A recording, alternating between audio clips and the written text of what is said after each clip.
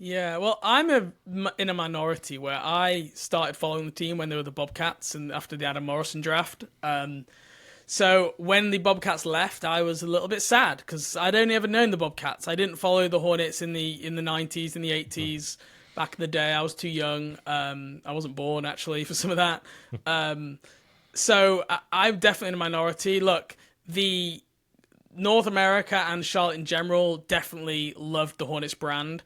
And I agree, it is pretty powerful. I think everything does look cool. And if they had an exciting team, like I say, we did see it for those 2 years when they made the play in with LaMelo Ball and they were looking really exciting. It was a buzz. And people were talking and everyone was saying about how great everything looked.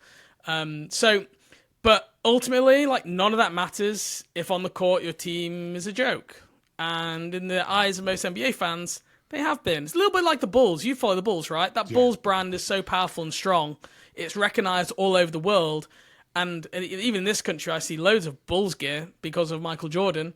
But like it won't kind of it will always lie dormant and it will always be there, but it will really come to life if there is success. And people will buy back in really quickly. And I think the Hornets have some of that, but like those 80s, 90s teams, they're a long time ago now, right? This team needs to start building some of its own history because the nostalgia that they lean into with Muggsy Bogues and Alonzo Mourning and Grandmama, that's great.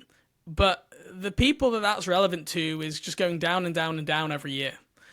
So they need to find a way to engage the kind of the newer, younger fans. Do you have a all-time favorite, just Charlotte franchise lineup that you've kind of placed Ooh. in your mind in terms of kind of in America, kind of we call everything a Mount Rushmore, like the Yeah, top that's a great elite question. players. Look, Kemba Walker's the first name on there.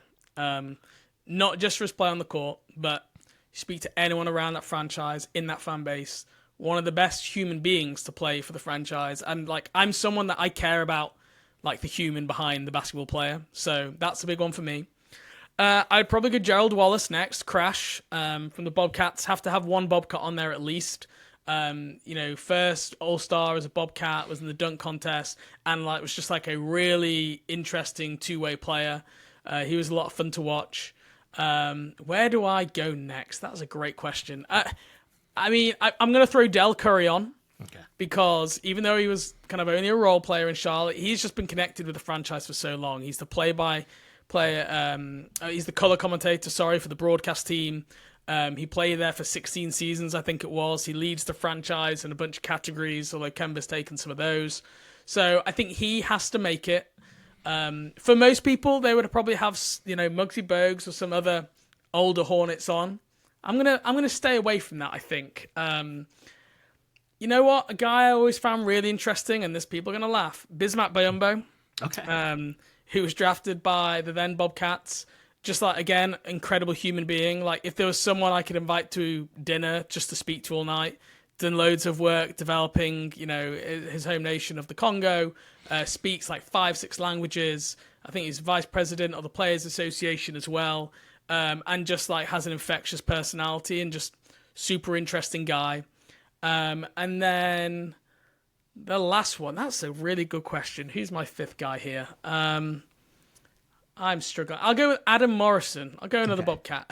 And the reason being is because if it was not for Adam Morrison existing, I would not follow this team. And it would not have led me to my kind of side career here of covering and talking and writing about the Charlotte Hornets as a part-time career here. So a strange Mount Rushmore for a variety of personal reasons. But you asked me for my Mount Rushmore, and I'll go with that off the top of my head. Can you talk about your fandom of the NBA being in Manchester? How did that come to be, and what is the relationship of the NBA? Not only in England, but also all of Europe as well. Because we've seen the NBA make an investment, just in terms of putting games in different parts of the United Kingdom, Europe, especially just all about EuroLeague. That's blown up in popularity in recent years. Kind of, what is your connection to the league, and do you think it has a chance to really grow in that part of where you're living?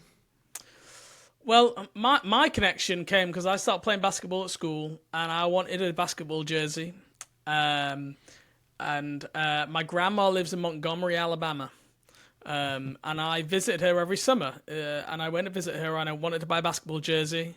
I went to a Reebok store because that was the kit provider at the time, and there was two jerseys: a LeBron James Cleveland Cavaliers jersey or an Adam Morrison Charlotte Bobcats jersey. And I was like, well, I know who LeBron is. That's kind of boring. Like, just buy the, that one. I'm going to go for this other player and team that I've never heard of, knew nothing about. Like, they've got to be good, right? They're in there with LeBron. Like, it's got to be someone who's, like, pretty good or a team that's decent. And that was my entryway into basketball. And I started like, well, I've bought this jersey. I actually want to find out more about this team. And then I started following them closely. And I won a contest to blog for the official Bobcats.com website as a 16-year-old. And then it just snowballed from there.